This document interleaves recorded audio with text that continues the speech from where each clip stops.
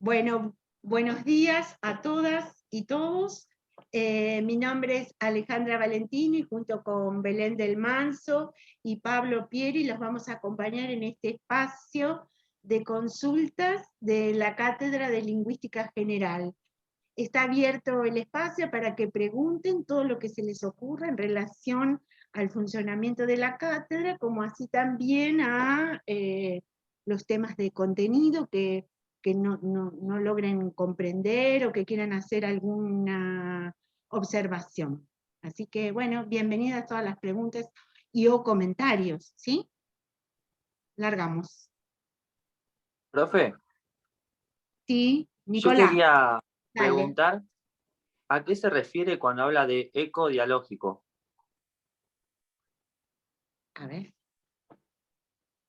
Porque vi que en el video de explicación decía que para el punto 6 tenemos que entender ese concepto, pero no lo encontré en los textos o no sé cómo tendría que buscarlo. El punto 6, a ver, ubicanos un poquito dónde estás trabajando. En el TP, en el trabajo práctico del integrador. Bien, en el TP integrador, el punto 6, ¿podemos repetir la consigna completa? Dale, te la leo. Dale. Dale, Nicolás. Teniendo en cuenta lo referenciado en el PowerPoint, Introducción a los Estudios del Discurso, de Del Manso, sobre el concepto de dialogicidad propuesto por Mijail Bakhtin y a partir de la siguiente cita del autor, les pedimos responder a las cuestiones planteadas a continuación aportando ejemplos de los discursos seleccionados en el punto anterior. Después nombra una cita de Bakhtin. A ver, léela la cita. Dale. Todo hablante es de por sí un contestatario, en mayor o menor medida. Él no es un primer hablante, quien haya interrumpido por primera vez el eterno silencio del universo, y él no únicamente presupone la existencia del sistema de la lengua que utiliza, sino que cuenta con la presencia de ciertos enunciados anteriores, suyos y ajenos, con las cuales su enunciado determinado establece toda suerte de relaciones. Se apoya en ellos, polemiza con ellos o simplemente los supone conocidos por su oyente. Todo enunciado es un eslabón en la cadena muy complejamente organizada de otros enunciados. Bien. ¿Y después cómo sigue la consigna, Nicolás? ¿Ahí termina? No, y después ahora viene lo último. Dice, Bien. identificar la presencia de otros discursos en los 3 ejemplos seleccionados, rastrear la dialogicidad en el corpus ampliado a partir de los vínculos que pueden identificar entre los 3 o uno de los discursos seleccionados con otros discursos. Proponer 3 ejemplos. Ahí termina. Bien. Bien. Bueno, tal vez lo primero que tendríamos que pensar es qué es lo que propone el autor que estamos revisando, ¿no? ¿Qué es este concepto que propone el autor? No sé cómo, si lo estuvieron revisando, ya sea en el PowerPoint o a partir de la lectura del autor.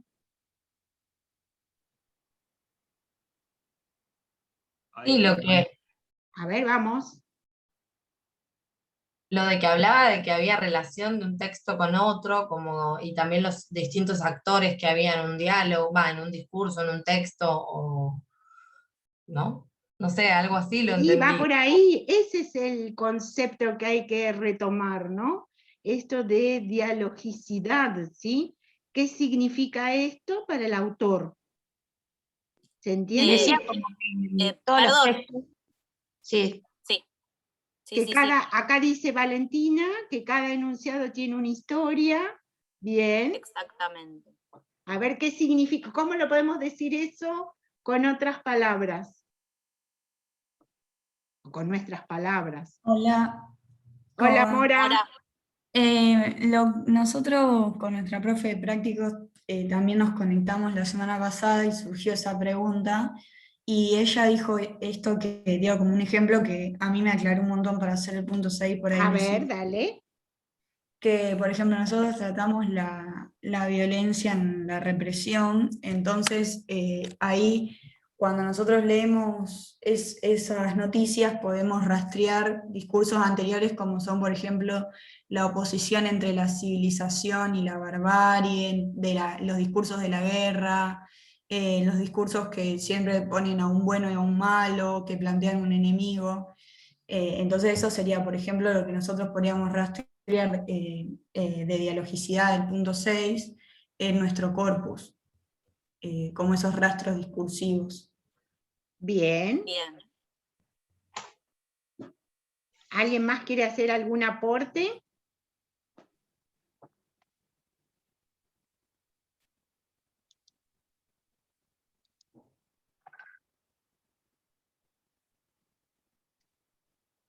No, yo Por iba a ahí. decir que en realidad siempre, o sea, lo que yo he interpretado es que siempre todos los discursos están, o sea, tienen sentido dentro de un contexto y obvio que tienen relación con otros discursos que capaz no está explícito dentro del discurso, pero cuando nosotros lo leemos sabemos que también aborda otras temáticas que no están expuestas. O sea, no sé cómo expresarlo bien, pero siempre hay una relación de cosas que no están expresadas que nosotros, por sentido común, capaz nos damos cuenta. Está bien, Candela. Bien. ¿Alguien más quiere hacer algún aporte al tema? ¿Se va entendiendo? En verdad lo que hay que hacer es revisar los textos estos obligatorios, ¿sí? Porque ahí está explicitada esta noción de dialogicidad y que tiene que ver con la postura del autor en relación a que todo enunciado forma parte de una cadena de enunciados, ¿sí? Y esa cadena de enunciados guarda distintos tipos de relaciones y prevé de alguna manera a un interlocutor, ¿sí? A alguien a quien está dirigido ese discurso. Entonces lo que nosotros tenemos que hacer es, para poder resolver el tema, primero identificar bien qué es este concepto de género discursivo, qué es el concepto de dialogicidad, qué significa que los textos estén relacionados unos con otros.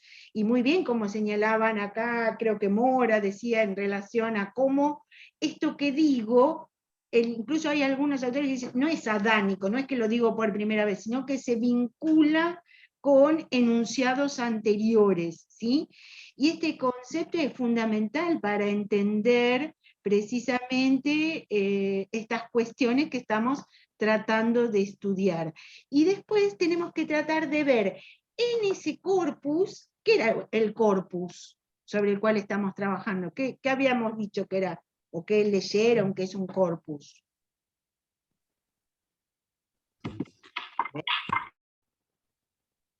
Que es la colección de textos, digamos, sobre la que se va a basar la investigación, que pueden tener algo en común o no, digo, que se pueden Bien, diferenciar en algunas cosas. bien. Que en nuestro caso el elemento común es una problemática o tema que de alguna manera los aglutina a esos distintos discursos, ¿sí? Que son, como dijiste muy bien, Macarena, ¿no? Sí, sí. Sí, como dijiste muy bien, Macarena, es ese repertorio de textos que yo voy a someter al análisis. Ese es nuestro campo material, esos son los elementos empíricos sobre los cuales voy a trabajar. En el análisis del discurso se hacen distintos recortes sobre ese campo material, ¿sí? Los profesores que están a cargo de las clases teóricas ya hicieron un recorte, cuando hablo de recorte hablo de una selección de ese material, ¿sí? Sobre esa selección yo voy a elegir, no sé, pido un número de textos que pueda vincular con este concepto teórico. ¿Se entiende un poquito más esta pregunta número 6? Nicolás, que ¿Cómo? Sí, profe, ahí ya me ubiqué mucho mejor. Gracias. sí quiero por ahí hacer un aporte en relación a, bueno, cómo recuperar esos ecos dialógicos. Como muy bien dijeron, tiene que ver con conocimientos previos que nosotros tenemos sobre digamos, hay un acervo de conocimiento que nos permite recuperar esos ecos dialógicos, porque como decían ustedes, muchas veces no están de manera explícita en esos discursos. A veces se pueden recuperar y a veces no, ¿sí? Porque justamente va a depender de esos conocimientos previos que nosotros tenemos. Por eso es tan importante en el análisis del discurso la reconstrucción del contexto, ¿sí? Porque eso es lo que nos permite muchas veces recuperar esos otros enunciados, ¿no? que aparecen. ¿Sí? Bien. Bueno, Y- ¿alguna otra duda sobre el tema? No sé, Pablo, ¿estabas hablando? Sí, quería aportar a esto que venían diciendo, que estuvo bueno en cuanto a cómo empezar a pensar los discursos, no solamente no desanclados de otras relaciones que plantean entre discursos, sino también del momento social en el cual se producen, porque algunas de las construcciones discursivas también dependen de ese momento social en el cual están siendo producidas, para pensar, bueno, qué efectos de sentido pueden llegar a estar provocando o pueden estar generando.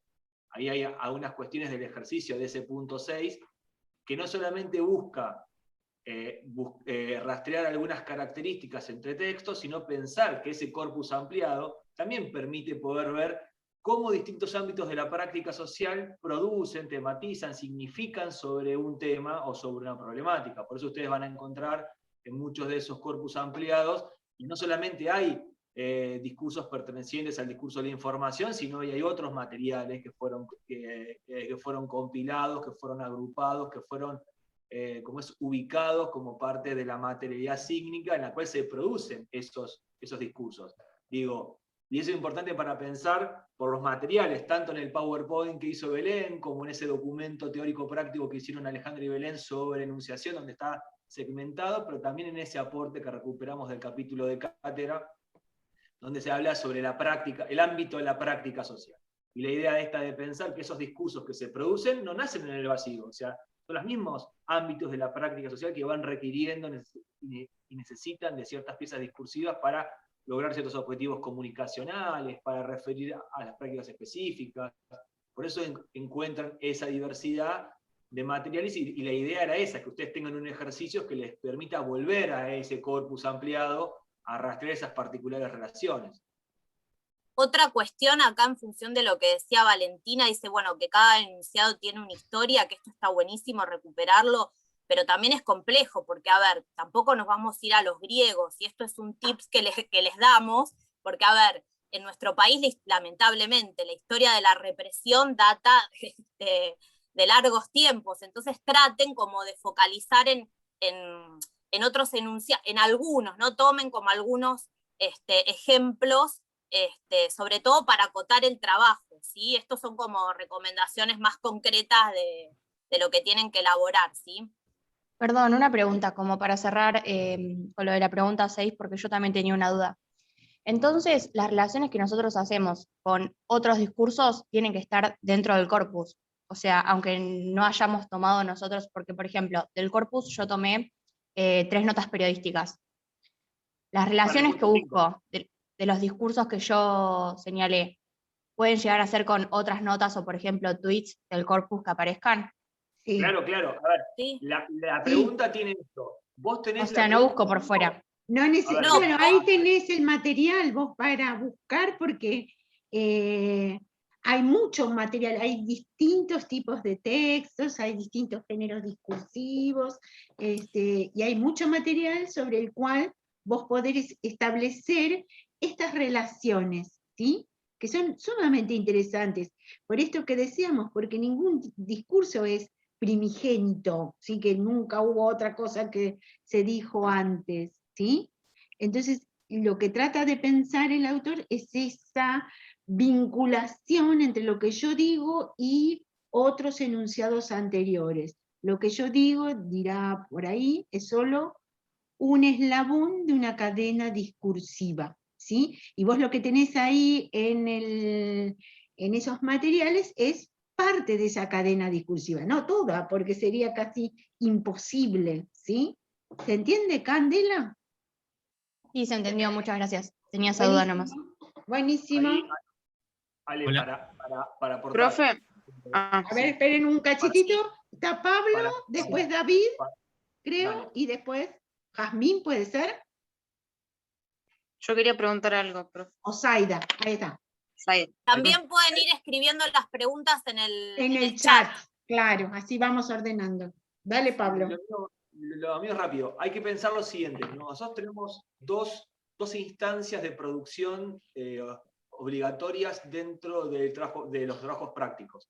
Esta primera trabajo práctico obligatorio es la que construye el objeto de estudio, que es la parte más compleja, que es esto que ustedes han escuchado en más de una de las clases de consulta y todo lo demás, que es empezar a pensar ese objeto de naturaleza discursiva. Bueno, el ejercicio del punto 5, que es el de clasificar 3 ejemplos de género discursivos, o a partir de géneros discursivos, lo que les hace es acercarlos a un material de diversidad y amplio, con diferentes tipos de discursos, y la pregunta 6 lo que hace es tratar de proponer un ejercicio de vinculación, de cómo en cierto momento social, a partir de diferentes prácticas discursivas, prácticas sociales, se producen referencias a un tema o a una problemática social.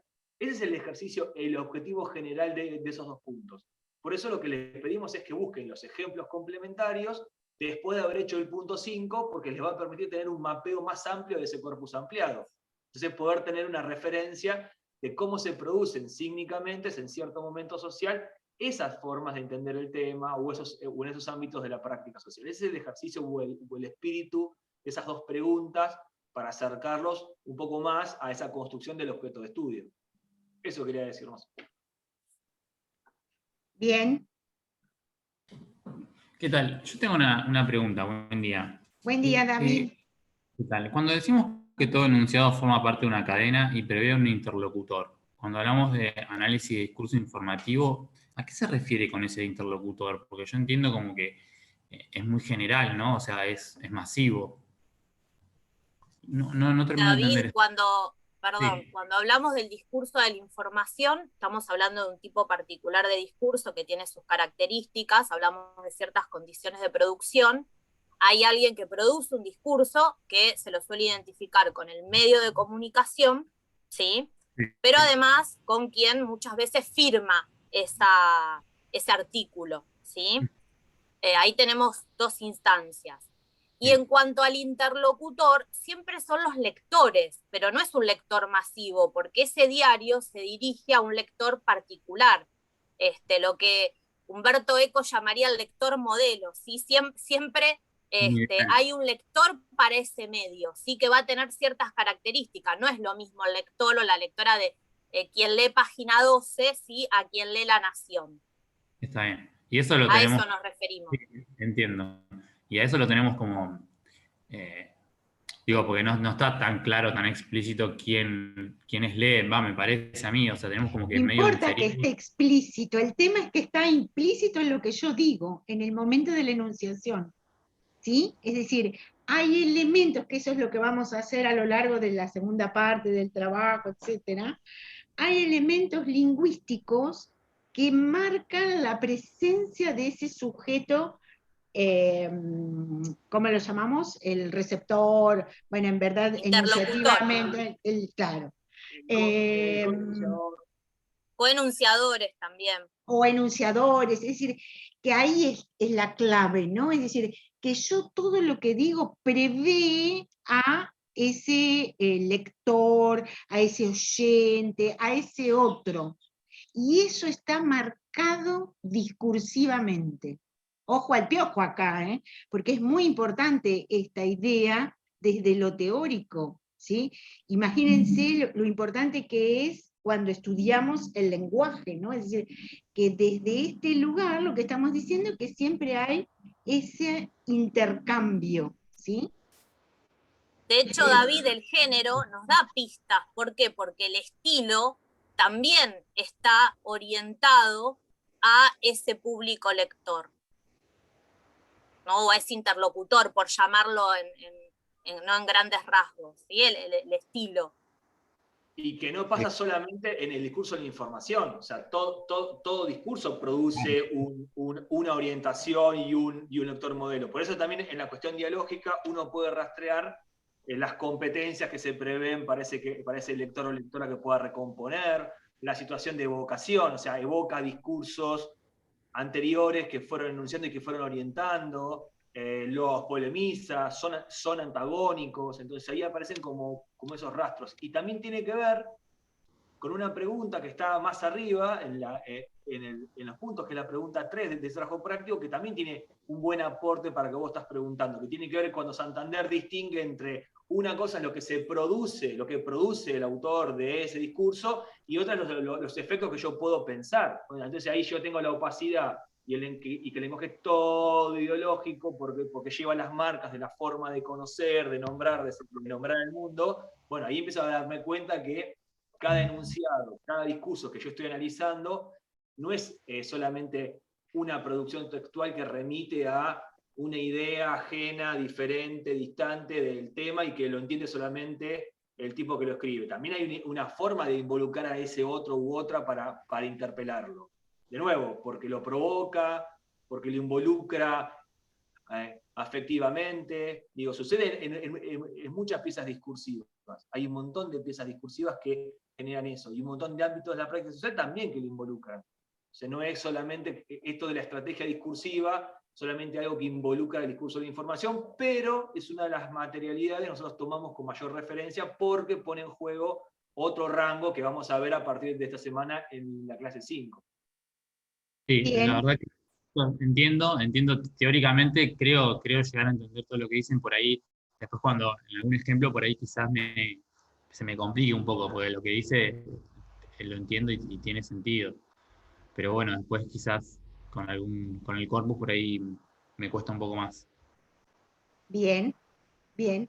Yo tenía una pregunta de eso que estaba diciendo Pablo, porque había leído una parte del texto de Santander y me había como resonado que decía que lo importante en el análisis del discurso era más la acción que la intención. O sea, la intención, eso que no vemos, que está detrás del contexto de producción, era algo que capaz no nos interesaba. Yo como que tenía una idea totalmente, o sea, opuesta. Pensé que lo que interesaba era capaz, al analizar el discurso, dar cuenta de la intención que tenía el enunciador. Es que es muy difícil saber la intención, es complejo, ¿sí? Claro, pero yo no hay una intención, lo que nosotros tratamos de recuperar son los sentidos que se producen al construir determinados discursos, pero llegar a la idea de cuál es la intención, ahí tendríamos que hacer otro tipo de estudios, ¿sí? No nos alcanza con el análisis del discurso, y esto está bueno para entender lo interdisciplinario de la D, ¿sí? Es esto que aparece en las primeras clases, porque siempre necesitamos de otros saberes, generalmente dentro del campo de las ciencias sociales, para poder entender la complejidad de los fenómenos sociales que estamos estudiando, ¿sí? Trabajamos siempre con la idea de producción de sentidos y que no hay uno. Por eso es interesante que, aun cuando compañeras y compañeros trabajen con las mismas dos notas, es muy probable que los sentidos que aparezcan sean diferentes. Y eso es lo interesante de la D, ¿sí? Porque nos permite eso, ¿sí? Justamente en función del proceso metodológico que uno lleva adelante. Tampoco lo quiero complejizar demasiado, pero bueno, me parece que está bueno pensar que no es la intención o la verdad, ¿no? Lo que está ahí, sino que uno ve distintas posibilidades, múltiples sentidos, ¿sí? Siempre justificando y argumentando desde un marco teórico metodológico, ¿sí? No es lo que nos parece o nuestras valoraciones personales o el sentido común, ¿no? Tiene que haber una argumentación, una fundamentación a partir de todas estas herramientas que clase a clase vamos a ir sumando, ¿sí? Esto es como un proceso. Bien. Quizás ni siquiera se produce, sabe la intención, ¿no? A veces. Claro, Claro, exactamente. Absolutamente. Bien, vamos entonces para ir redondeando el tema. Aparecieron algunas preguntas en el chat. Dice, retomo las del TP, así después pasamos a otros temas. Austin y Ser. A Austin y Ser. Todo tiene que ver con todo, pero vamos a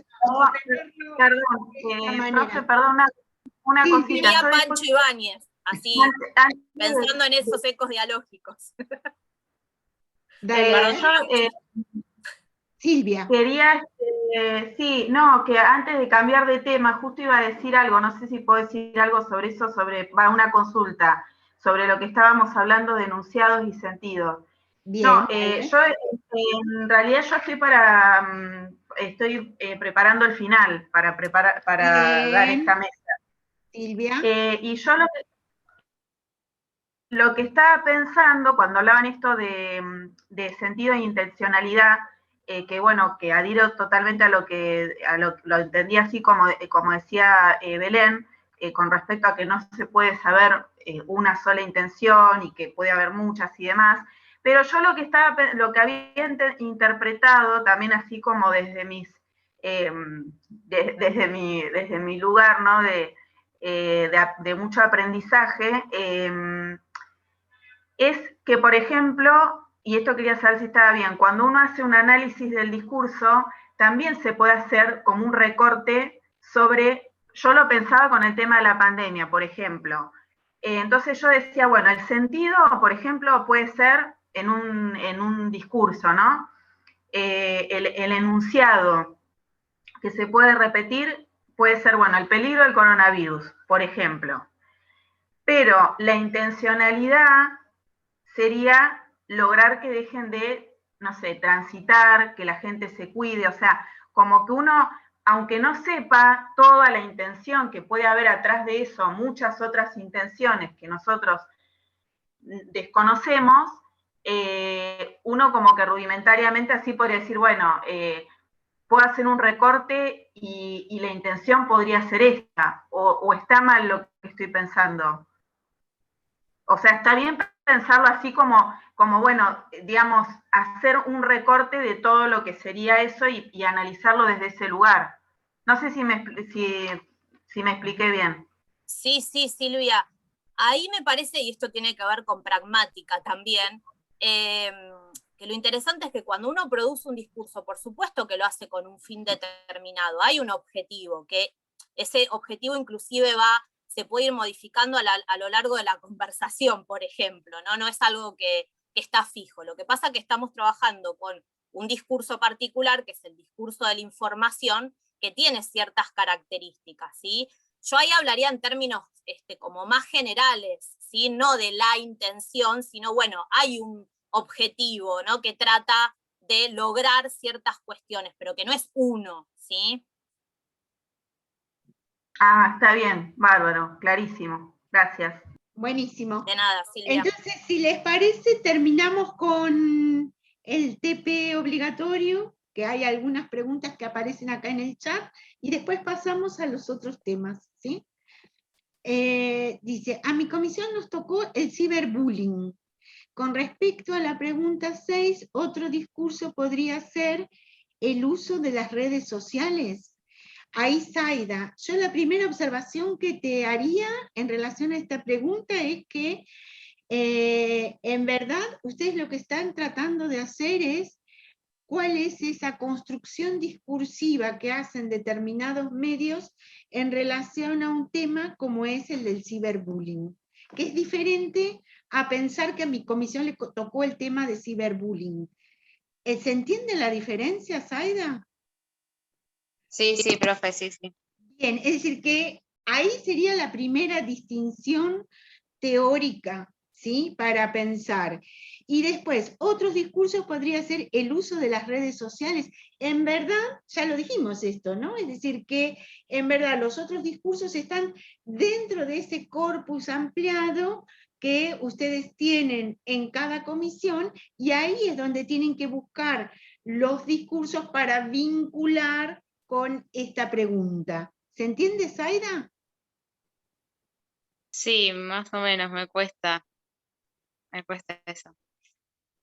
A ver, vamos de nuevo. Vos tenés un corpus ampliado que tiene que ver con un conjunto de textos que seleccionamos, y básicamente lo seleccionó el docente a cargo de tu comisión, para pensar cómo ese corpus reducido se relaciona, esto que decíamos anteriormente, con otros discursos.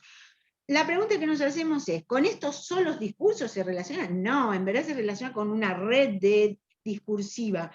Esto que tenemos acá es una muestra, como decía hace un ratito una de las compañeras, una muestra que nos permite avanzar en estos temas de investigación como los que estamos haciendo.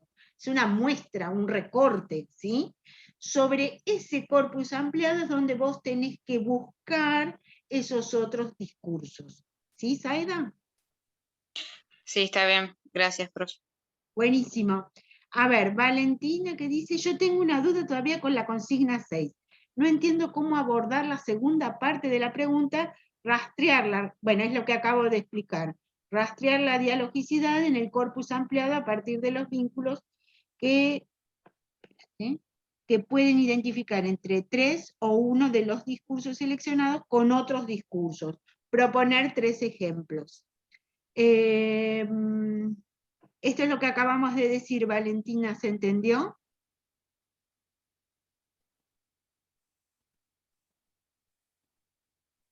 Valentina, acá estamos. Valentina, tenés que tomar Gracias. Ahí esos está. 3 discursos, ¿sí? De tu corpus ampliado, tomar 3 discursos o uno de esos discursos y de allí poder reconocer 3 ejemplos concretos que muestren esos ecos de dialogicidad.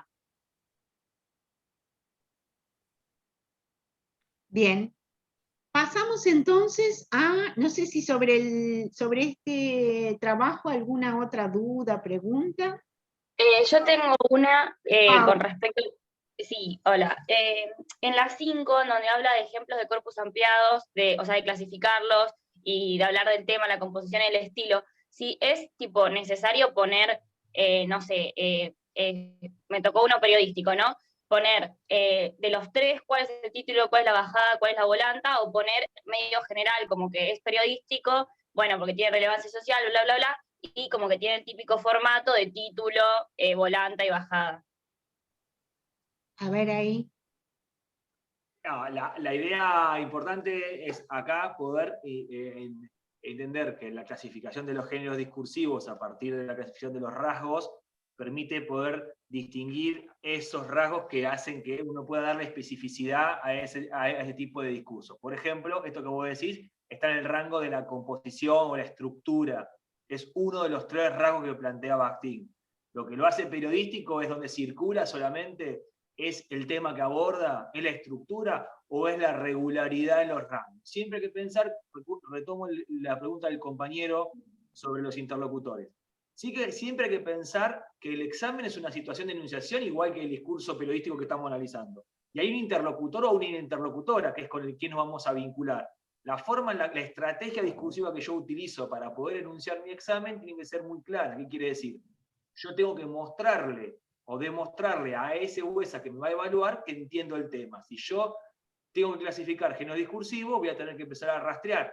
¿Cuál es la relevancia de poder decir que solamente es secundario? O en tal caso que es periodístico. Bueno, porque seguramente no va a alcanzar con solamente decir eso. Sí voy a poder ver qué otros rasgos puedo identificar. Uno de esos rasgos es el que vos estás planteando. Por ejemplo, que con mayor regularidad en estos discursos del discurso de la información encuentro que título, volante y bajada es un organizador estructural de ese discurso, pero es uno de los 3 rasgos que plantea Bakhtin, no es el único rasgo para clasificar. Por eso hay 3 aspectos que son relevantes. De nuevo, ¿uno podría decir que son secundarios? Sí. ¿Puede decir que son periodísticos? Sí. Pero ¿alcanza para distinguir entre editorial, crónica, noticia, informe? Bueno, ahí es donde viene la idea de pensar cómo aporta esa clasificación de los rasgos, para darle también mayor visibilidad y poder identificar cómo otros discursos en esa discursividad social producen sentido sobre ese tema. Y hago un aporte. Siempre perdón, Ale, siempre está bueno referenciar con ejemplos del corpus concreto, ¿sí? Porque eso después te va a facilitar en el proceso de análisis, que como dijo Pablo, es por etapas, a tener elementos, ¿sí? Para poder ir reconociendo ciertas marcas o elementos lingüísticos, como dijo Alejandra, ¿sí? Siempre, insisto, está bueno referenciar con ejemplos, más allá de la generalidad que uno pueda decir. Por supuesto que la titulación es un elemento, un rasgo distintivo del discurso periodístico, pero quizás cuando vos ves las formas de titular, de con qué medios estás trabajando. ¿Cómo? ¿Con qué medios? Claro, ¿cuáles son los medios? Página 12, Clarín, La Nación. Sí, Página 12, Clarín y Tiempo. Claro, quizás cuando vos veas los elementos de titulación de cada uno, veas que aún cuando los rasgos, cuando los elementos de titulación son los mismos, encuentres como algunas diferencias, y eso te ayuda luego en el análisis discursivo. Por eso está bueno referenciar ejemplos concretos, ¿sí? Genial, Bien, gracias. Porque eso es lo que bien. quería saber yo. Tipo, yo sabía que la pregunta conllevaba más como el estilo, que es la individualidad y todo eso, pero quería saber si tenía que poner el ejemplo en ese punto o no. Pero sí, me va a servir porque hay unas diferencias. Gracias. Claro, Bien. porque inclusive te puede llegar a servir para ver en qué focaliza, ¿no? Quizás un titular está focalizando en un aspecto, el otro medio en otro, ¿no? Entonces te ayuda el ejemplo, ¿sí? Bien. Profe, Hay una pregunta de Macarena, después voy al resto, que me parece re interesante. Una pregunta, porque en sí, cuando leía los textos, iba haciendo un resumen para ir entendiendo mejor. Felicitaciones, Macarena, eso es lo que hay que hacer No, para... igual lo aprendí del año pasado porque después para los parciales es un choclazo, entonces prefiero ir No, leyendo y bueno. vamos, esto lo resaltamos en el video, hay que ir Ya te leyendo. van a llegar los WhatsApp pidiendo los resúmenes, Macarena. No, por favor. Hay que ir leyendo la bibliografía y haciendo resumen. Eso es una muy buena técnica para apropiarse del contenido teórico sobre el cual estamos trabajando. Tal vez en la primera lectura tenemos algunas dificultades, pero como decía una profesora que yo tuve, no hay texto que se resigne a una tercera lectura como mínimo, así que si no va en la primera, va en la segunda, y si no en la tercera, ahí es donde hacemos el clic. Y está muy bien esto que plantea Macarena también, para ir entendiendo mejor. Es imprescindible mechar con citas textuales o puedo poner lo que propone el autor. Podemos utilizar las dos maneras, es decir, podemos poner textualmente lo que dice el autor o podemos parafrasear lo que dice el autor. Las dos maneras son adecuadas para el tipo de discurso que ustedes están construyendo, que es un discurso de tipo académico, es la respuesta a un trabajo práctico obligatorio, etc. Acá lo que sí hay que tener muy claro tiene que ver con lo que se llama la honestidad intelectual, y eso da cuenta de un procedimiento discursivo. ¿Por qué da cuenta de un procedimiento discursivo? Por esto que dice Macarena, que yo tengo que citar cada vez que tomo, ya sean los fragmentos de otros autores, o cuando parafraseo al autor que estoy citando, como señala Bakhtin, etcétera, etcétera, etcétera. ¿Se entiende esto, Macarena?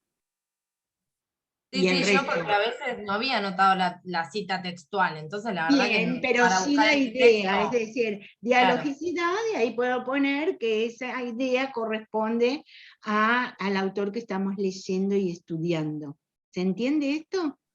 Bien. En el aula, perdón, en el aula web van a encontrar bien, una bien. cajita, ¿sí? Bueno, en el Moodle, es el aula virtual, ¿sí? Porque tenemos varios sitios, lugar. damos clases en distintos lugares, por eso. En la plataforma hay una cajita, ¿sí? Que dice materiales de apoyo para la escritura académica.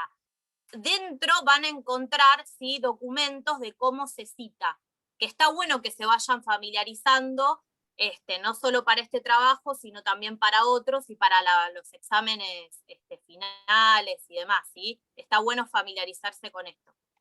profe, de eso yo quería preguntar, yo entré a mirar eso de las normas APA y eso, pero no entiendo cómo lo tengo que hacer. O sea, yo escribo como, por ejemplo, escribo la respuesta como a mí me parece que es, y después si parafraseo a algún autor o cito, tengo que poner, sí, como dijo Bakhtin, por ejemplo, en tal texto, y después la última página que hay que poner las referencias bibliográficas. Ahí que pongo referencias y pongo el nombre del texto y el año de publicación, y eso es lo que usé, y algo más tengo que hacer con eso. Mirá, Mora, lo que te puede servir de referencia es el programa de la materia. Vos te podés fijar cómo nosotros citamos a los autores, o inclusive la cita de la bibliografía está en las clases, ¿sí? En las clases vos tenés cómo se citaron esos autores. Entonces lo que podés hacer es utilizar ese modelo para referenciarte vos, ¿sí? De cómo hacerlo. Claro, gracias. Y Ahí para aportar a esto que dice Belén, de nuevo, la referencia bibliográfica al final, como referir correctamente dentro del texto que yo estoy produciendo, no solamente es necesario para la producción académica y para la honestidad intelectual, sino también le ayuda al lector o lectora de ese material a poder revisar qué teorías, qué aspectos, qué conceptos, desde qué lugar voy pensando y estoy pensando esto que reflexiono.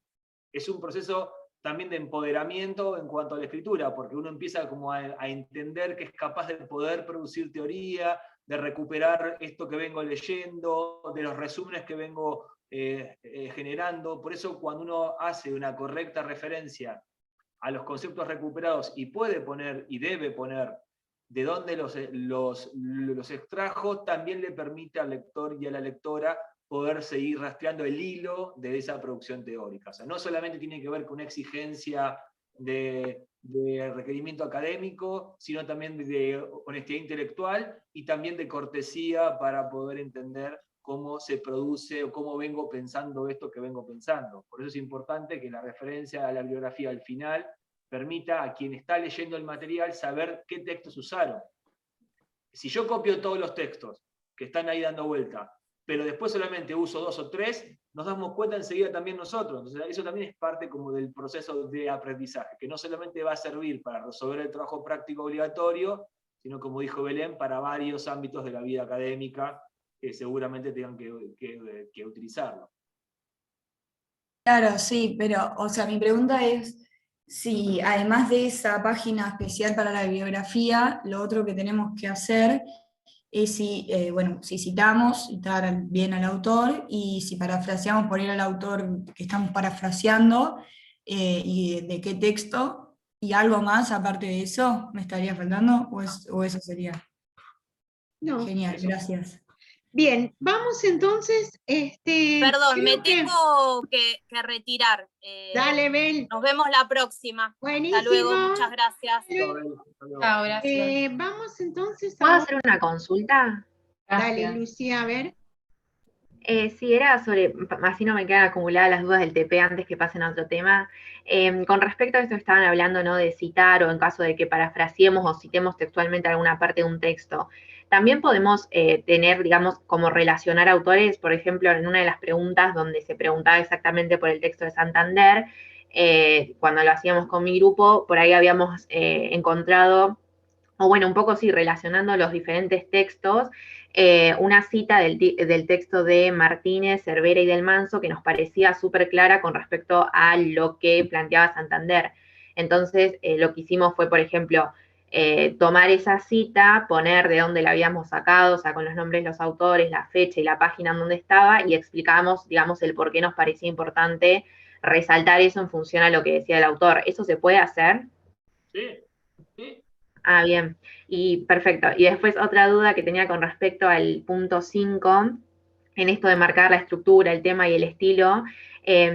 A nosotros, por ahí nos había pasado de que nuestra profe nos dijo que nos limitemos a aquello que aparece, digamos, a simple vista, por así decirlo. Bueno, no sé, en cuanto al estilo, bueno, no sé, un recurso léxico más formal o informal, usa, no sé, figuras retóricas o, por ejemplo, utiliza muchos adjetivos o primera persona, digamos, pero sería simplemente poner eso, porque me confundí un poco cuando estaban hablando con una compañera de, bueno, cómo, por ejemplo, analizaste discursos donde circulan en diferentes, digamos, ámbitos, no sé, por ejemplo, en La Nación o Crónica, por ejemplo, digamos, eso como que me dio la intención de que por ahí también se busca comparar, y si bien sí, uno a medida que lo va haciendo, se va dando cuenta de distintos aspectos, pero al momento de plasmarlo en el trabajo, eso no, digamos, no es necesario hacerlo, porque por ahí nos pasaba de que la profe nos decía de, bueno, de que no hay que confundir una opinión personal o algo de que nosotros creemos que el autor está diciendo otra cosa, o creemos que el autor,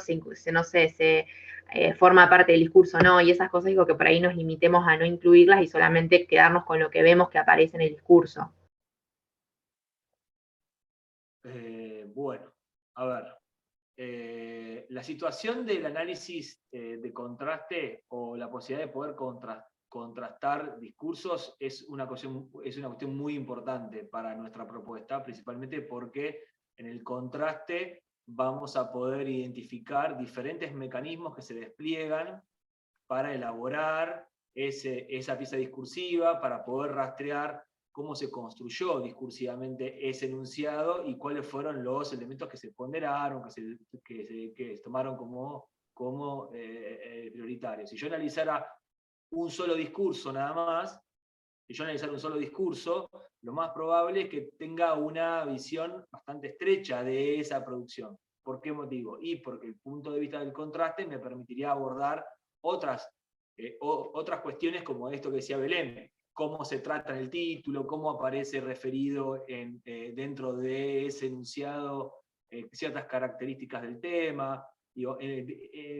Empieza a hacerse más visible la estrategia discursiva que cada medio ha desplegado para construir eso que estamos analizando.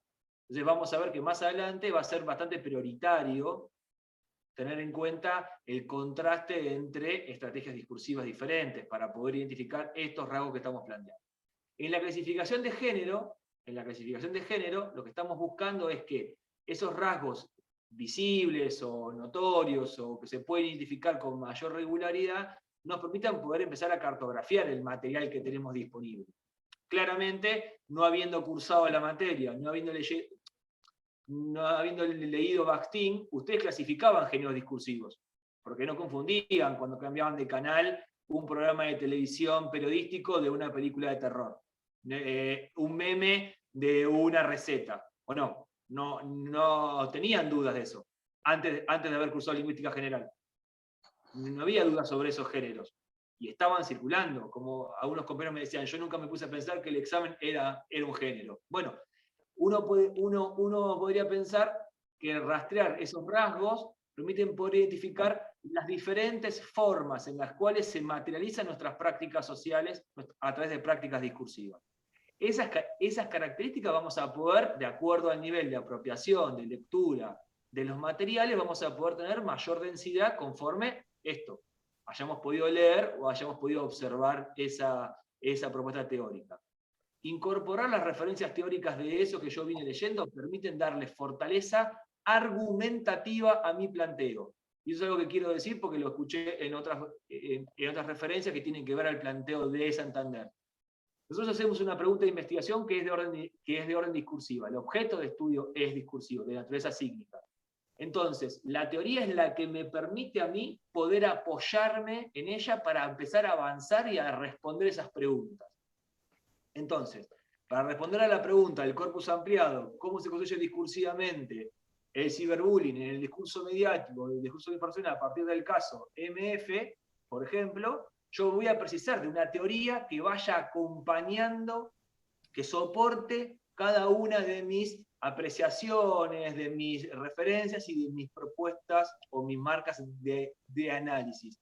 Todo lo otro es una opinión o una ponderación personal. Por eso teóricamente todos usamos el mismo dispositivo, los mismos materiales y la misma consigna, porque lo que vamos a buscar es cómo cada cual empieza a rastrear desde ese dispositivo teórico una forma de resolución analítica. Ahí es importante pensar que lo que vayamos aportando y vayamos referenciando teóricamente le da coherencia argumentativa a cada uno de nuestros trabajos. ¿Sí?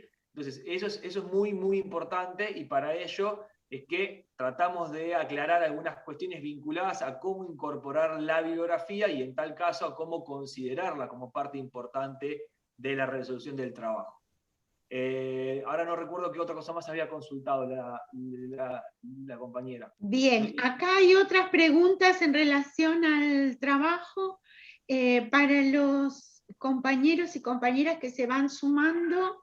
Les pedimos que por favor aquellos que puedan prendan la cámara, así el intercambio es un poco más fluido. Nada, ya que estamos en este contexto tan atípico, por lo menos vernos a través de la pantalla nos establece mejores relaciones. Gracias, Hola, Ariel.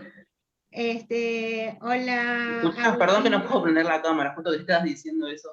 No, Es la- no hay problema. Sé que todos estamos trabajando tal vez en nuestras casas y pasan cosas en las casas, Sí.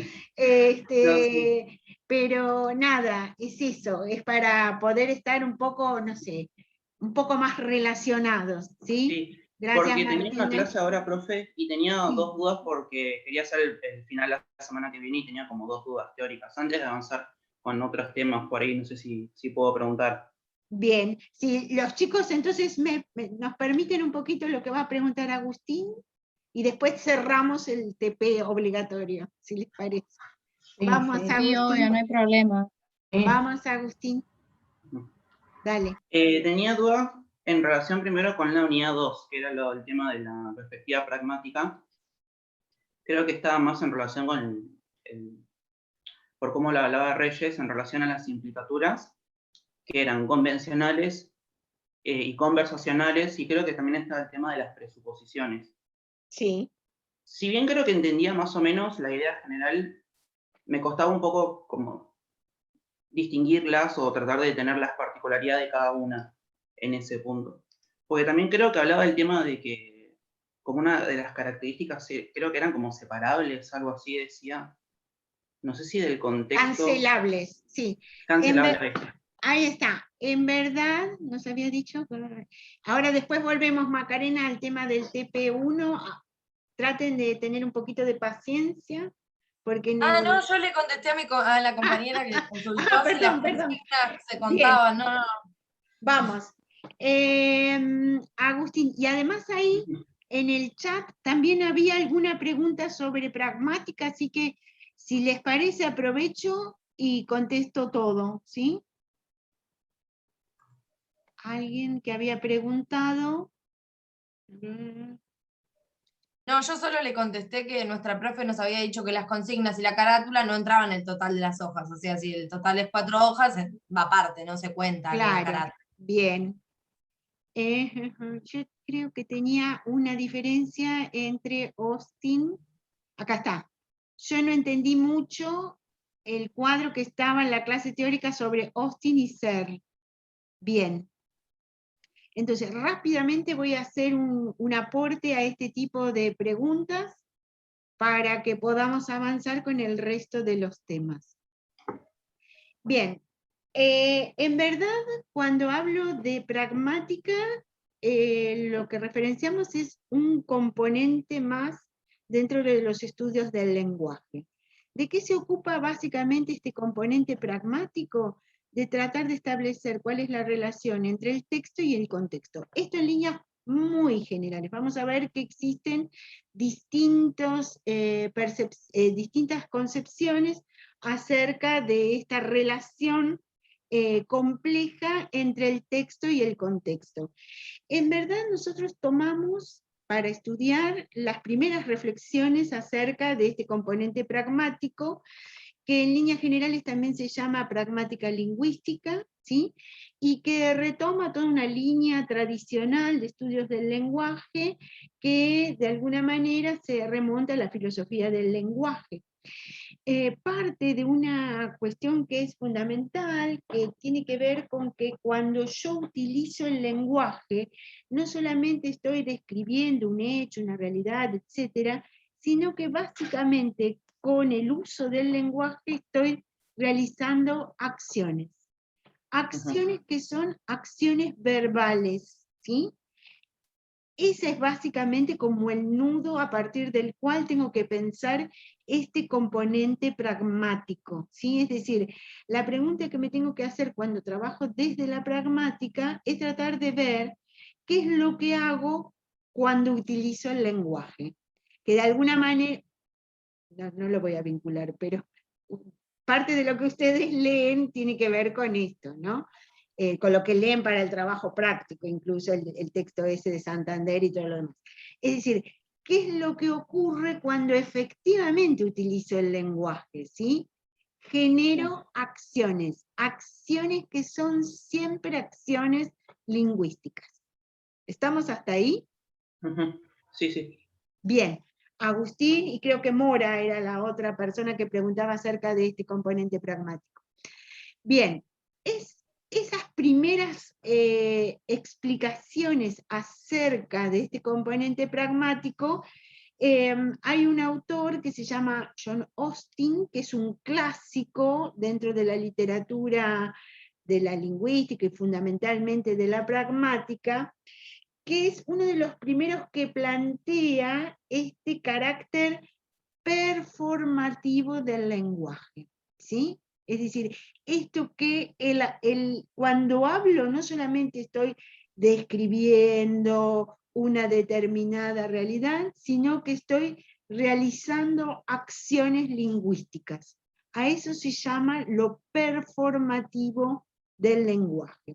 Uno de los primeros autores que trabaja sobre este tema es Austin, que tiene un libro que ya desde el mismo título, esto lo decimos nosotros en los textos que ustedes leen y todo lo demás, que el texto se llama ¿Cómo hacer cosas con palabras?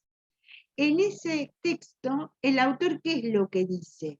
Él no toma el texto en general, sino que toma a las emisiones lingüísticas, ¿sí? Entonces dice que las emisiones lingüísticas se pueden distinguir entre emisiones que son constatativas y emisiones que son performativas, ¿sí? En una primera hipótesis. En la segunda hipótesis se da cuenta que en verdad toda emisión, cuando yo digo emisión es esto, ¿no? Todo enunciado lingüístico es performativo. Es decir, toda vez que yo hablo, estoy realizando una acción. ¿Se entiende esta idea? Sí, sí. Bien. Y es el se retoma bastante después en los demás, en todo el recorrido, el tema de la intención, que quiere, como que se va retomando después en todo el contenido de la materia después. Absolutamente, y acá también la estamos pensando, ¿no? Bueno, el autor sí tiene una intención, que yo la pueda rastrear, que yo la pueda identificar, eso es otra cosa. Estos autores hablan además de enunciados, ¿sí? De emisiones lingüísticas. A diferencia de esto que ustedes están viendo en los prácticos, que son discursos, ¿sí? Después vamos a ver que hay algunos que hablan de macroactos de habla, etc. Pero en esta primera formulación de la teoría, estos autores sostienen que en cada emisión lingüística realizo simultáneamente 3 actos, que es lo que dice Austin, ¿sí? Para Mora, que preguntaba la diferencia entre Austin y Searle. Entonces, ¿cuáles son esos actos? Un acto locutivo, es decir, la emisión de esa expresión, un acto ilocutivo, y acá viene la intencionalidad, y un acto perlocutivo, que tiene que ver con el efecto que eso que digo genera en el otro. ¿Sí? Para Austin, la distinción es tripartita, en toda emisión lingüística se dan los 3 actos simultáneamente. En el caso, y básicamente lo que de alguna manera describe es, bueno, cómo se podrían ordenar esas distintas emisiones lingüísticas. El otro autor que señala, el autor Pérez Cordón, que es el texto que leemos, es Searle.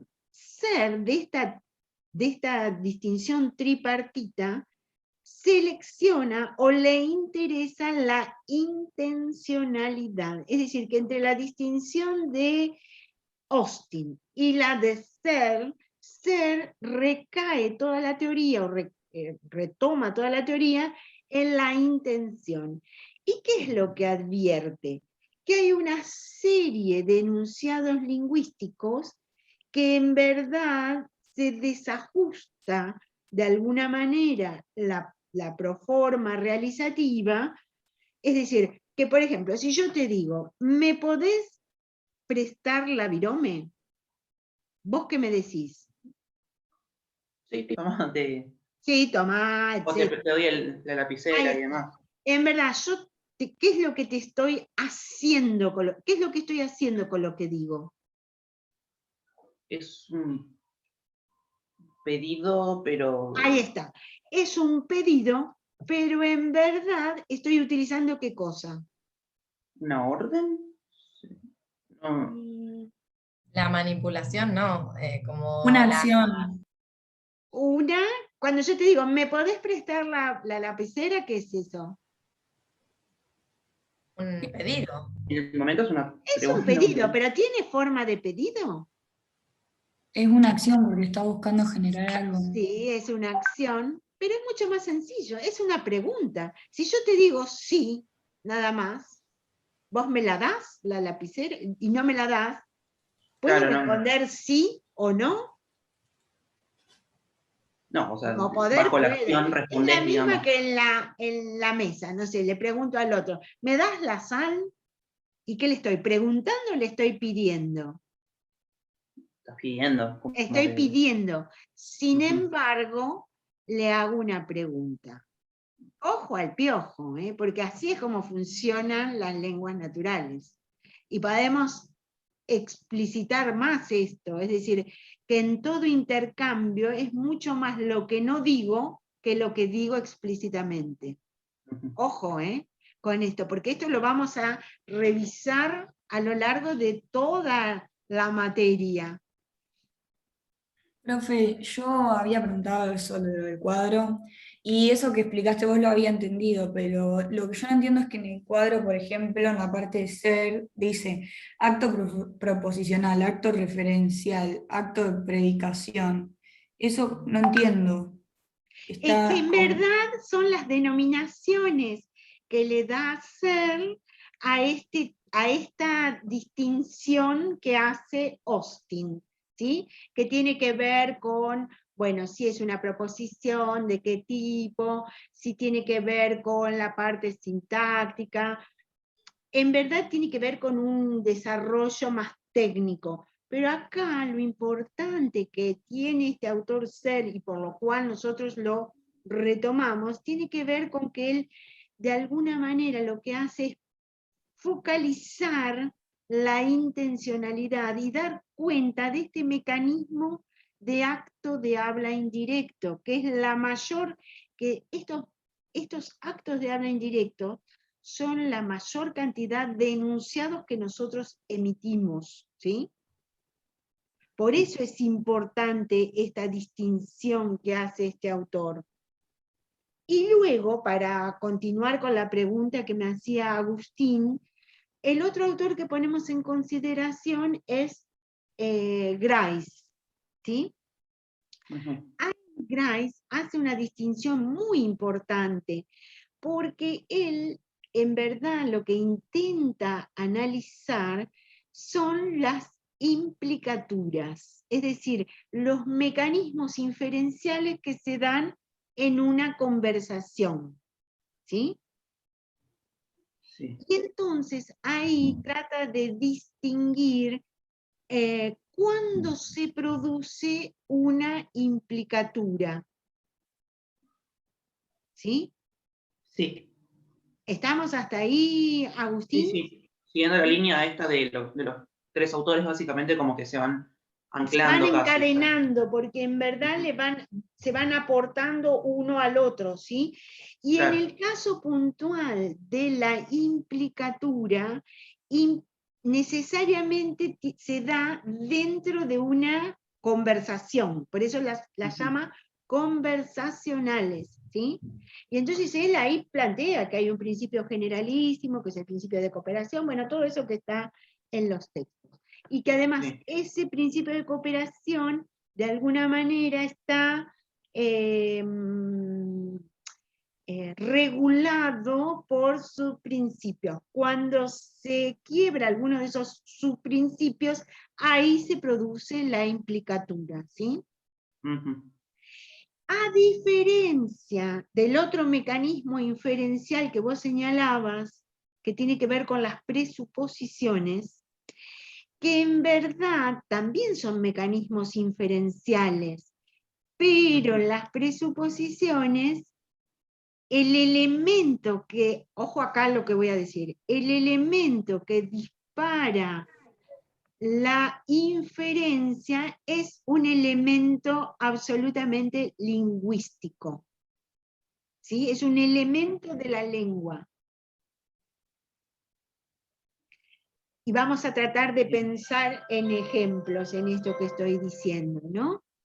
Si yo digo, Juan dejó de fumar, ¿qué es lo que infiero? Él era que antes fumaba. ¿Y por qué infiero que antes fumaba? Creo que el verbo dejó da como a entender Ahí que está. anteriormente ¿Sí? fumaba. Juan no estudia más psicología. ¿Eso qué infiero? Creo que de nuevo el término del no estudia da a entender como que antes sí estudiaba. Antes sí estudiaba. ¿Y eso lo podemos inferir todos los que estamos acá? Sí. ¿Y por qué sí? Ah, por cómo está en el contexto lingüístico específico de esa frase. Porque en verdad la inferencia la dispara un elemento lingüístico. Ujú, ahí está. Ah, bien. Claro, En entonces ahí está cambio, como yo esta... hoy fui tempranito a una consulta médica, y mientras estaba así, leía ¿vieron el videograf? Y que decía, el revuelto Gramajo dejó afuera a Andrea Rincón. ¿Qué significa esa expresión? Que antes estaba dentro. A ver, mientras la piensan ya vengo, atiendo el que justo me sonó el timbre. Y aún así involucrando las reflexiones sobre el lenguaje, estas circunstancias que estamos proponiendo generan la necesidad de reflexionar, bueno, ¿qué hacemos con el lenguaje? O cómo hacemos cosas con el lenguaje. Y ni hablar de, y esto es una cosa porque uno, a ver, yo no soy psicólogo, pero cuando uno se pone a pensar en la parte de la clínica, en la parte de la interacción con los pacientes, en la situación de observación de ciertas prácticas, bueno, ¿qué hacemos con eso que nos dice el otro? Cuando viene más o menos recortado, encriptado, me dice tal cosa. Bueno, la situación es poder identificar cómo con el lenguaje podemos hacer cosas y hacemos cosas. Desde pedidos, desde sugerencias, desde exigencias.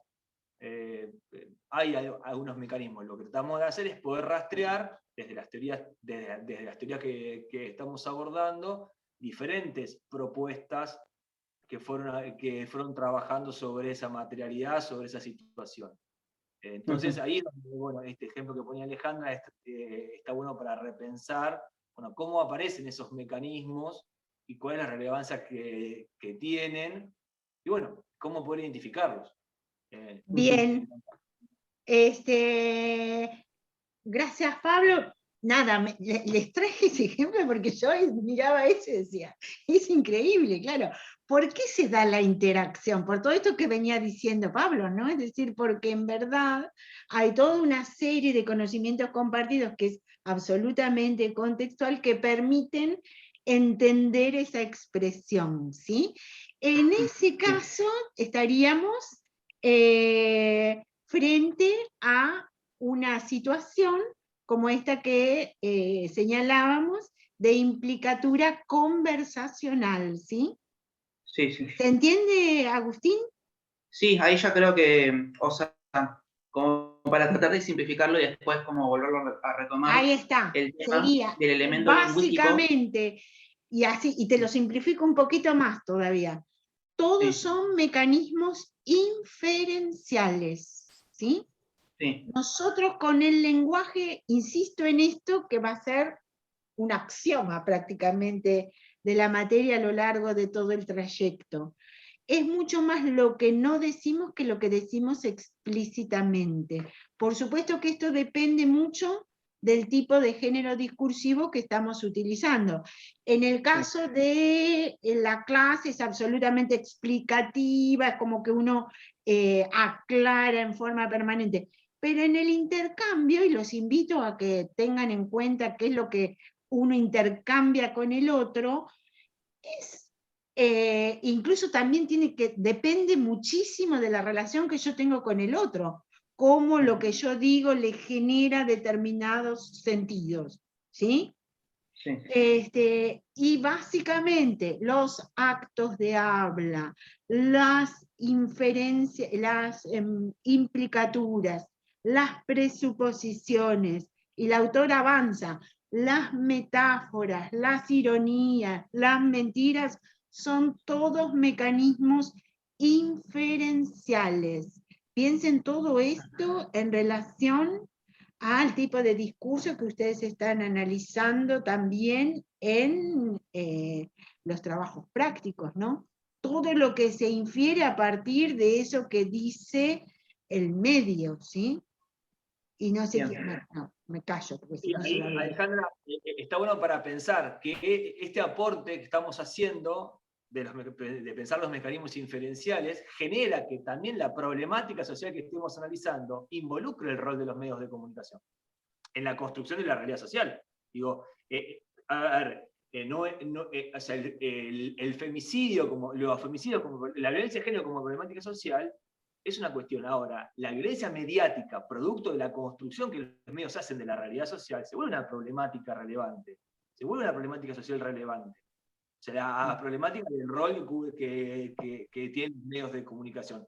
A ver, las formas en las cuales aparecen mediada y mediatizada la realidad. Digo, porque no solamente la situación de los medios de comunicación, digo, de todo el discurso mediático, porque hay otras formas, otras prácticas discursivas que están siendo las que mediatizan la realidad social. Y bueno, y en este momento de una fuerte virtualización, de una fuerte situación de mediatización, bueno, cómo aparecen todas estas realidades construidas, y bueno, y los efectos de sentido que producen. Por eso ahí es interesante. Bien. Bueno, avanzamos entonces. Bueno, profe, gracias. No, por nada, Agustín. Y bueno, nos vemos, nos vemos, nos leemos en el examen de la semana que viene, ¿sí? Listo, muchas gracias. Chau.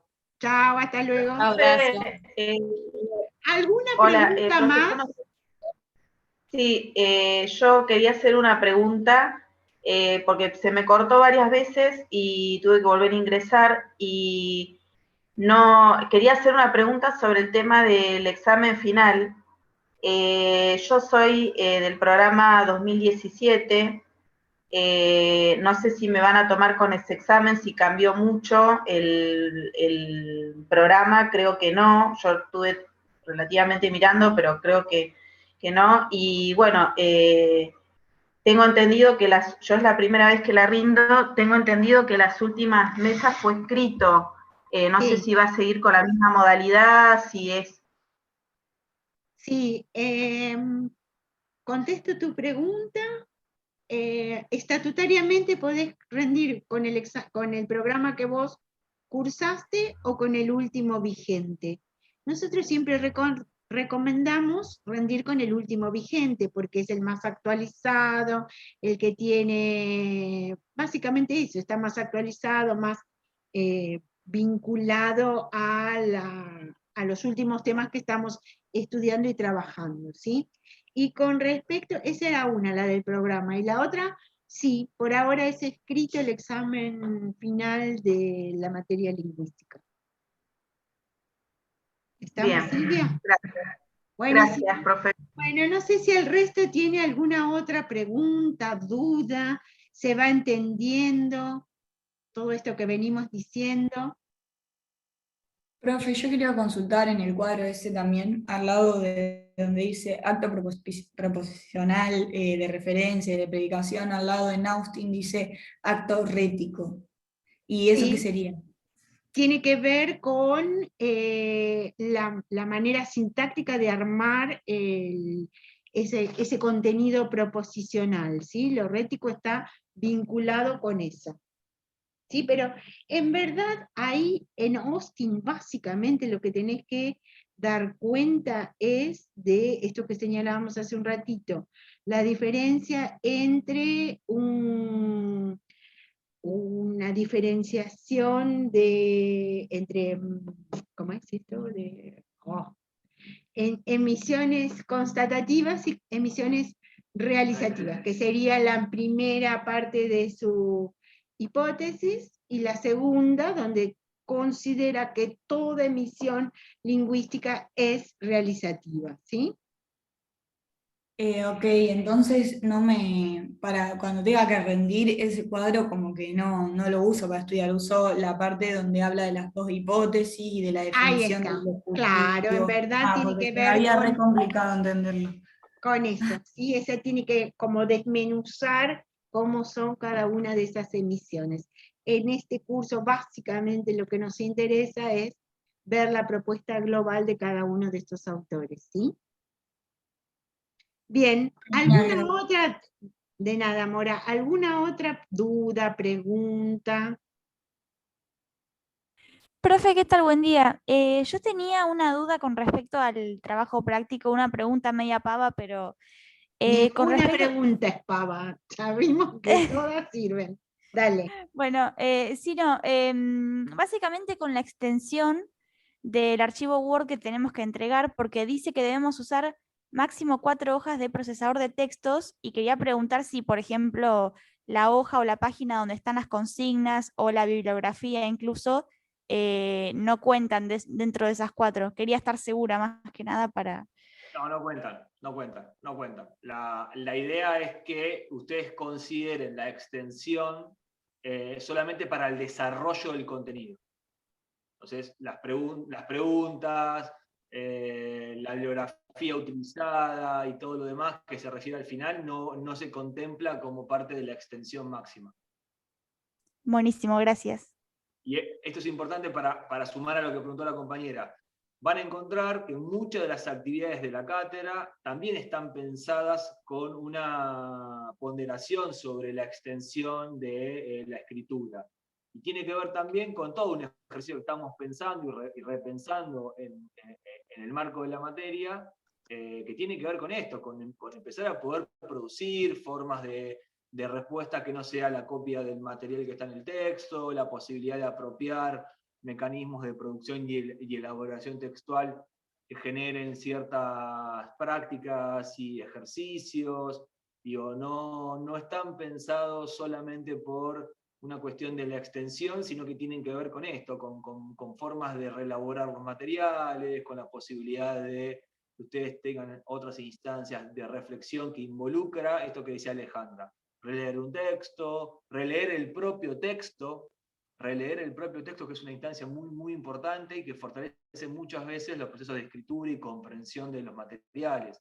Por eso también hay todo un trabajo ahí sobre la extensión en cada una de las consignas, que va a pasar tanto para los que rindan el examen final, como para aquellas personas que realicen las instancias de promoción o los trabajos prácticos obligatorios. Bien. ¿Alguna otra duda? ¿Comentario? Yo tengo una duda sobre el examen final. Martina. Yo lo rendí en la mesa de abril, me fue mal. Quería saber bien lo de la ejemplificación, porque creo que en eso fue que me costó bastante. No supe cómo ejemplificar bien, quizás. Bien. No sabía si tenía que utilizar solamente uno de los materiales o cualquiera en cada caso. Generalmente, Martina, nosotros te explicitamos qué tipo de ejemplo es el que estamos pidiendo, ¿sí? Puede ser que nosotros te demos un material para que vos en ese material identifiques la categoría, ¿sí? O puede ser que nosotros te digamos que busques ejemplos en tal tipo de discurso. Generalmente estamos trabajando con discurso mediático. ¿Por qué? Por esto que estamos tratando de pensar, cómo el discurso mediático en última instancia está generando una serie de sentidos, y esto lo vamos a ver en el caso de la cursada más adelante, y en el caso cuando estás preparando el final, cómo esos sentidos que producen la información mediática impacta en nuestra propia subjetividad. ¿Qué significa eso? Que en verdad tiene que ver con cómo los medios de comunicación y sobre todo los medios hegemónicos construyen sentidos acerca de lo que percibimos del mundo, ¿sí? Porque nosotros lo que nos dicen los medios no es que lo vemos, lo percibimos, vemos el fenómeno, sino que lo que tenemos es una representación semiótica, ¿sí? Y esa representación semiótica tiene un lugar preponderante en el lenguaje verbal. Por eso es interesante revisar este tipo de discursos, porque en verdad producen sentidos en relación a determinados fenómenos, como analizan ustedes en las comisiones, ¿no? Es decir, bueno, ¿qué es lo que dicen los medios, por ejemplo, acerca de los feministas? Sí, la transexualidad, por ejemplo. ¿O cómo? que es un tema. La ¿Cómo transexualidad, por ejemplo, que era un Claro, tema o que en se el vio bastante. caso, por ejemplo, en uno de los cursos hemos trabajado cómo aparece el tema de la transexualidad, o en uno de los artículos de una de las compañeras trabajan esos temas, ¿sí? Entonces, la articulación es eso, es tratar de pensar el concepto teórico en una materialidad concreta que es un discurso. Y acá esto también nos sirve para avanzar sobre el curso este que estamos trabajando. Por eso decimos que nuestra materialidad es una materialidad sígnica y es discursiva, ¿sí? Por eso hacemos, y ese discurso nosotros materialmente lo tenemos en el corpus de análisis, ¿sí? ¿Se entendió, Martina? Sí, muchas gracias. Bien. ¿El resto? ¿Alguna otra duda, comentario? Profe, yo había escrito ahí en el foro. A ver, ¿qué dice? Yo quería consultar si esta semana en teórico seguimos con la misma bibliografía. Dice clases 5 y 6. Sí. Nosotros, nuestra dinámica es que todos los jueves subimos tanto la clase, subimos es visibilizamos, ¿no? La clase teórica como la clase práctica, ¿sí? En el caso de teóricos es 4 y 5, y en verdad después agregamos un texto que es que tiene que ver con la performatividad, así que eso, Mora, va a estar visible el próximo jueves. Claro, sí, sí, pero, o sea, como la clase que subieron la semana pasada decía clase 4 y 5, esta semana que sería la clase 5, ¿seguiríamos con lo mismo de la semana pasada o se va a agregar igual un texto? Se va a agregar un trabajo en el foro. Bueno, gracias. ¿Sí? Bien. Muchas gracias, Martina. Bueno, nos vemos en la próxima. Si no tienen nada más para consultar, a ver, Martina, sí. Si el resto no tiene ninguna otra pregunta.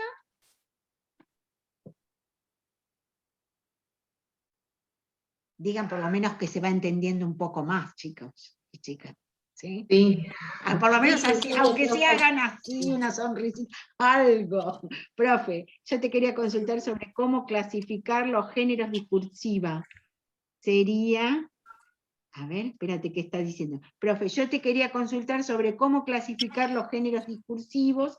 Sería por contenido temático, estilo, composición, y estructurándolos en una situación de comunicación, ámbito de práctica social, situación global de comunicación y situación específica de comunicación. Sí, claro, no sé, Pablo, si querés. Sí, ahí lo siguiente. La idea es que como estamos en esa aproximación a una categoría que de por sí es compleja, ustedes puedan utilizar los elementos teóricos que están siendo propuestos para esa clasificación. Por ejemplo, si yo tengo claro que puedo rastrear la situación específica y global de comunicación, va a ser una buena clasificación seguramente y va a permitir poder identificar que han comprendido el tema. Pero aquellos que todavía están intentando rastrear un poco más cómo poder clasificarlo, por supuesto que hay situaciones intermedias, como por ejemplo esta de poder decir que es un género secundario, que es periodístico, en tal caso poder decir si tiene alguna particularidad en cuanto al rasgo de composición, tema y estilo. hay diferentes niveles, digo, porque a veces sucede que la situación global y la situación específica de comunicación, por cómo lo propone Yarodó, en algunos casos puede generar alguna dificultad. Por eso es importante. La clasificación requiere de ese marco teórico, siguiendo un poco a la pregunta de la compañera sobre la ejemplificación. ¿Va a tener coherencia esa clasificación cuando yo pueda dar cuenta que lo que estoy analizando, ¿sí?, se apoya teóricamente en ese dispositivo teórico? ¿Cómo puedo dar cuenta de esto? Bueno, definiendo qué es el estilo, definiendo qué es la composición y diciendo que eso que estoy definiendo lo encuentro o lo rastreo en este pasaje. Eso es lo que le da muchas veces, y le va a servir tanto para este ejercicio de práctico como para más adelante cuando hagamos la promoción sin examen, esto que se llama la idea de articular teóricamente a través del ejemplo. Ese es el ejercicio general. Así que va a servir y va a ser seguramente de mucha utilidad poder usar todo el material que proponemos. Pero bueno, sabemos que es un poco complejo y que en tal caso hay que hacer el ejercicio de clasificación, siempre buscando rastrear eso que puede ser lo más evidente, lo más visible de esos ramos que estoy trabajando. Profe, en ese sentido, por ejemplo, yo tenía una duda, porque yo para clasificar los discursos puse tema, composición y estilo. No los expliqué, los tomé como los 3 rasgos que puse en cada uno porque era lo que decían los textos. Pero sí se me hizo como medio dificultoso uno de los discursos donde no sabía si era un texto de nota de opinión o un texto editorial, por ejemplo. Y tuve que buscar las características porque también ahí, o sea, si vos no sabes cuál es el género discursivo, es como que, ¿cómo lo clasificarías, no?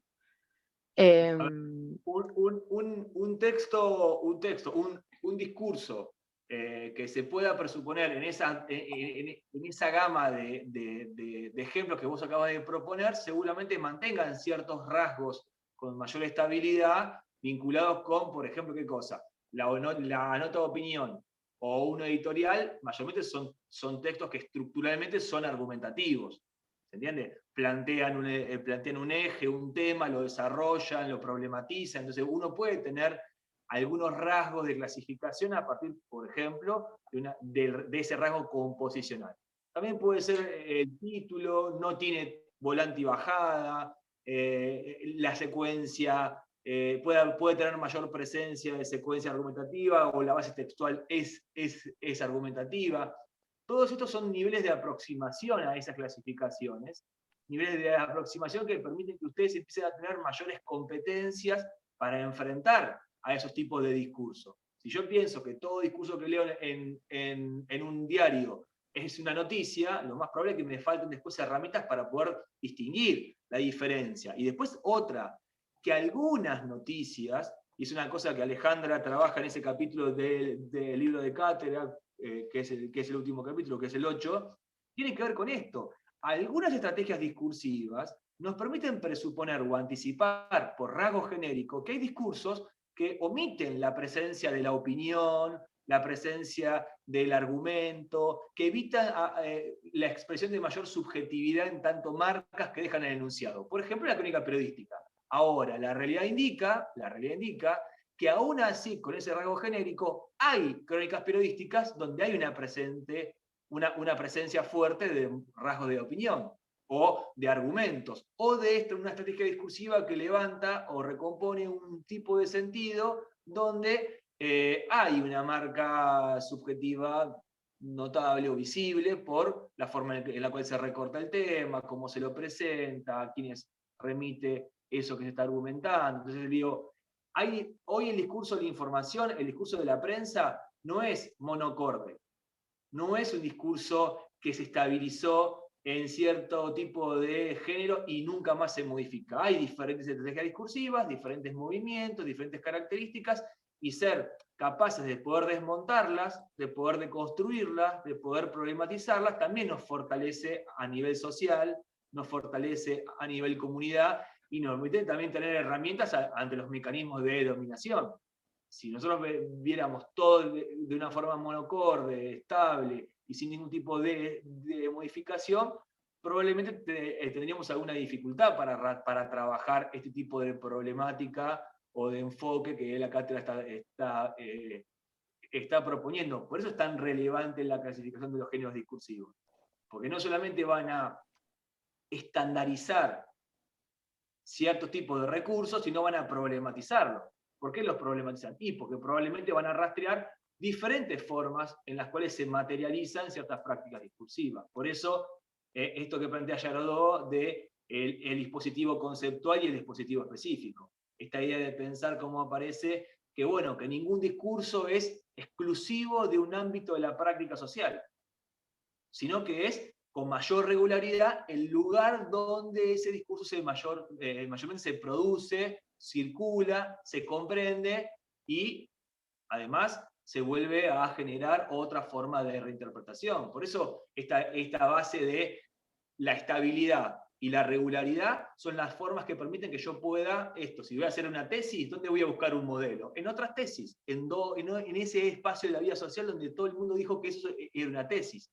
Bueno, ese es un mecanismo para poder rastrear gran parte de las competencias que tenemos sobre los géneros, independientemente de haber leído no Bakhtin, sino que la teníamos. Entonces, profe, como lo que dijo hace un rato, tendríamos que poner un ejemplo en donde se nota algunos rasgos de composición, algunos rasgos estilísticos, algunos rasgos del tema, o porque yo, por ejemplo, en los párrafos que seleccioné, lo que básicamente lo seleccioné de acuerdo a dónde se visibilizaba el tema, o sea, eso puse. Vamos a presuponer vamos a la siguiente hipótesis. Ustedes están haciendo una evaluación, con la cual la cátedra los está queriendo llevar un plano de reflexión, de revisión de los contenidos. ¿Qué sería importante poder construir en ese enunciado? Bueno, mostrar que puedo manejar esos contenidos, manejar la clasificación. Entonces es importante que si vos podés y los identificás, puedas mostrar esto que estás diciendo, porque también es parte de la reflexión sobre el lenguaje. También nos posibilita entender que el tema se comprende, o en tal caso, cómo vos venís entendiendo la práctica del desarrollo de los contenidos. Y eso es parte también de las estrategias discursivas, que es poder, bueno, saber quién es el interlocutor o interlocutora con el cual yo me estoy poniendo en relación a través de esa pieza discursiva, que es en este caso la producción del trabajo práctico obligatorio. Y ahí también hay que entender, bueno, ese pequeño ejercicio de a quién está destinado el texto, quién es el lector modelo que va a leer ese material, la idea de no presuponer que como la persona que sabe el tema es la que me va a corregir, va a recomponer lo que yo tengo que demostrar que estuve estudiando, ¿se entiende? Son todas estrategias discursivas que si uno las empieza como a cuantificar y a poder identificar dentro de los procesos de escritura, se va a dar cuenta que va a afinar rápidamente eso, que es cómo poder mejorar mi producción textual a partir de entender la estrategia discursiva que estoy desplegando.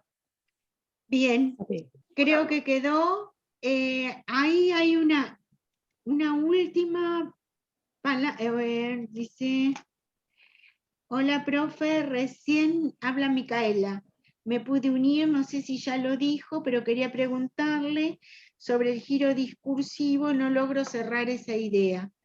Bien, en verdad, ¿quién era que hacía la pregunta? Micaela. Ah, Micaela. Bueno, Micaela, vamos a cerrar y dejarlo como tema para revisarlo a lo largo de todos los encuentros, ¿sí? Porque ya hace como 2 horas que estamos hablando acá en este espacio. En principio tiene que ver con pensar esto del giro discursivo, ¿sí? Tiene que ver con un cambio en relación a los paradigmas hegemónicos de estudio del lenguaje, ¿sí? Podemos pensar que en la primera mitad del siglo XX se privilegian una serie de estudios que trabajan el sistema, es decir, lo inmanente del lenguaje, ¿sí?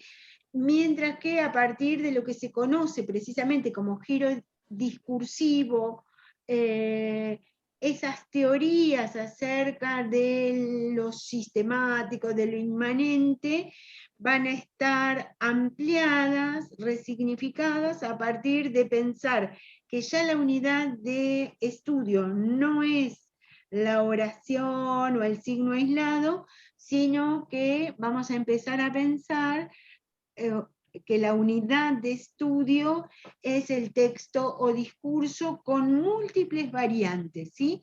Este sería como un primer esquema, es decir, que hay una serie de teorías que privilegian al estudio del lenguaje desde un punto inmanente y hay una serie de teorías que privilegian al estudio del lenguaje desde lo discursivo. Lo dejo así como tema a seguir y trabajar a lo largo de nuestros encuentros. Y si no hay ninguna otra comentario o pregunta, vamos cerrando. Dale, gracias. Micaela. Yo tengo una última duda que es con el Dale, concepto de Marlene. dialogicidad. ¿Cómo? Con el concepto de dialogicidad tengo una duda, pero no con respecto al concepto en sí, sino cómo aplicarlo a la actividad, a la última actividad. Bien, sobre eso lo estuvimos charlando en la primera etapa de esta clase de consulta. No sé si estabas, Marlene. Si no, perdón. Bien, ese tema entonces te invito a revisarlo en el video, que seguramente en el transcurso del día o a más tardar mañana vamos a estar subiendo a la plataforma, ¿sí? Perfecto. Gracias, profe. Buenísima, Profe, ¿puedo hacer una última consulta con respecto a la formalidad del trabajo, que es una duda que me quedó? Sí, en el trabajo práctico, las indicaciones al final, en una parte dice, los ejemplos analizados del corpus deben ser citados con precisión, consignando el número de párrafo del enunciado al cual hace referencia. Y ahí pone el ejemplo de cómo hacerlo. Sin embargo, eso, digamos, lo utilizamos en el punto 6 del trabajo práctico, o sea, por ejemplo, no sé, no entiendo, no logro entender muy bien. A ver, el tema es así, si vos estás citando un párrafo de uno de los ejemplos del corpus, por ejemplo, si vos tomás como ejemplo una nota periodística que está dentro del corpus, ¿sí? que es la que vas a usar para el punto 5, o vas a querer poner un ejemplo para otro de los puntos del trabajo, poder poner en qué párrafo, si es un párrafo, o en qué noticia, si es el texto, si es el discurso completo, estás tomando como referencia para ejemplificar. Entonces, por ejemplo, la idea sería que vos pongas, no sé, de los 3 discursos que yo elegí, a uno le voy a poner discurso 1, discurso 2, discurso 3. Veo un rasgo de la estructura o la composición al momento de clasificar los géneros en el párrafo 1, 5, 7 y 8, por ejemplo. ¿Se entiende esto? Es la forma claro, bien. Es la forma en la cual materialmente la persona que va a corregir el trabajo puede identificar o rastrear que has comprendido ese rasgo de clasificación. Si no, queda como muy perdido y hacemos el trabajo nosotros. Bueno, a ver, ¿dónde encontró esto? Tengo que leer el texto para ver si ella comprendió que ese material que está planteando como argumentativo, como una secuencia argumentativa, es argumentativa. En cambio, si yo digo, puse en el párrafo que en el párrafo 2, 3 y 4 son argumentativas, reviso y no son, bueno, mirá, estimada, acá hay que revisar porque ese segmento no es argumentativo, y entonces te explicamos para ver cómo llegás a esa corrección. Bien. Claro, bien. Entonces lo utilizo tanto para el punto 5 como para el punto 6 en caso de rastrear, por ejemplo, en un determinado discurso, rastreo la presencia de otro discurso y pongo, bueno, lo rastreo en tal párrafo, así. Claro. Buenísimo. Entonces, les recomendamos, espero que les haya servido este espacio. A nosotros nos hace muy bien verlos, escucharlos, poder responder las preguntas y todo lo demás. Recuerden que a lo largo de la cursada ustedes tienen también en cada espacio de prácticos un foro de consultas y es muy bueno que lo utilicen porque la pregunta que yo hago le puede servir también a otros compañeros o compañeras. Y bueno, los invitamos a al próximo espacio de encuentro, que no va a ser el próximo lunes, porque el próximo lunes tenemos mesa de final, va a ser en 15 días. Nada, un gusto poder sostener entre todos estos espacios. Muchas gracias a ustedes y Chao, seguimos profe. trabajando y sosteniendo la educación pública. Muchas gracias. Gracias. Muy amable. Chao, profe, gracias. Chao, hasta la próxima.